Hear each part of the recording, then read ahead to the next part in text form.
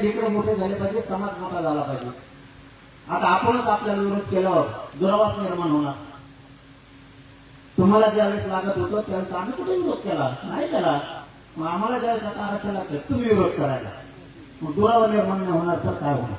तरीही आपण कधी कुणाला तोंड टाकून बोललो नाही. नेते सोडू ना, नेत्याला बाबा आपण सोडितच नाही. मग कोणत्या जातीचा असो, आमचा असो नाही तर तुमचा कोणाचा असो, आपण झोडतो मग झोडतो. कारण हे कोणाचेच होत नाही,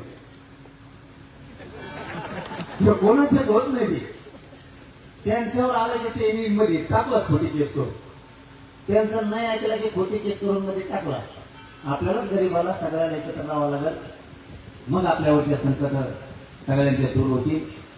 एक दोनच गोष्टी सांगतो आणि मी थांबतो. कारण आता तुम्हाला तिकडून आळा यायला लागला, या रस्त्याचा कापा, तिकडून भाजीचा वास पुन्हा इकडे यायला लागला. ते म्हणजे एका वरकेना मरणाची भूक लागली. त्यामुळे मी जास्त वेळ घेत नाही, पण एक महत्वाचं सांगतो, तेवढं मात्र तुम्हाला करावं लागणार आहे. कारण मी माझा जीव तुमच्या पायावरती अर्पण केला. मला चालता होता सुद्धा एक नाही इतके हाल. मी तुमचे लेकरा बाळा सुखी व्हावेत म्हणून रक्त सुद्धा उठतो. जीव तर हातावर घेऊन इतकं वैर झालंय मला, तरी मागं सरकत नाही, मी कोणाला घेत नाही. त्याची काळजी तुम्ही करू नका.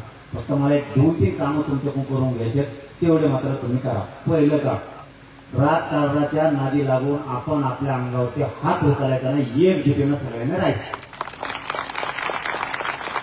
आपलं दुसरं काम, सगळ्यांनी व्यसनापासून लांब जा. दारू पिऊ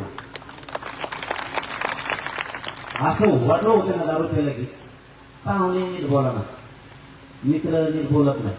आपल्या संसाराचं वाटलं, सकाळी गेलेला बाप संध्याकाळी कसा घरी येईल हे लेकरं टेन्शन मध्ये असतं.